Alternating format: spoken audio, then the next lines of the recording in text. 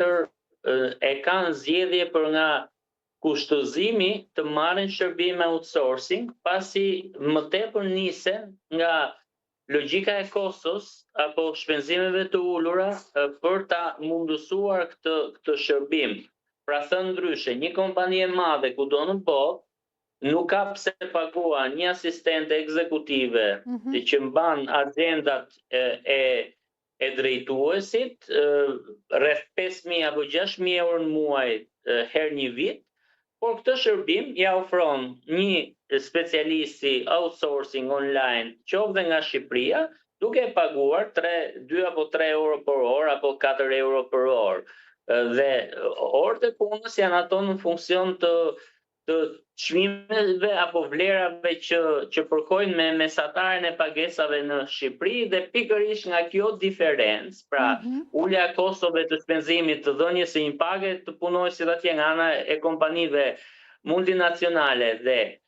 dërgimi për ta menaxhuar këtë proces pune nga një shqiptar që paguhet shumë pak për orë pune në raport me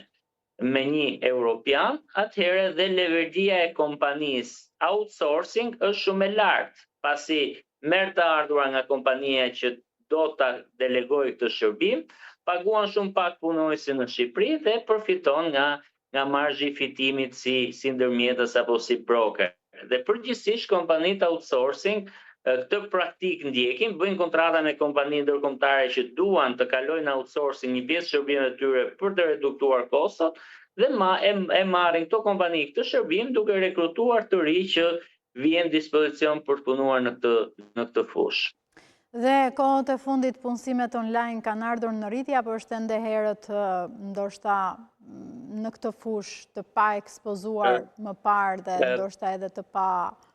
orientuar mirë, nuk e di. Ideja është e tillë që përgjithsisht vitin e fundit ka patur një tendencë shumë të ulët të rëndëse të punësimit online, pavarësisht interesit lartë që për ta ofruar këtë në nivel të përgjithshëm, sepse shumë të ri kalojnë nga puna online në iniciativa sipërmarrëse biznesi fizike. Pra, çfarë do të thotë? Një ri që ka provuar disa përvoja online, ka ofruar shërbime për ndërkombëtarët, nuk ka pa leverdin që priste, kryesisht për efekt pagesës për orë pune,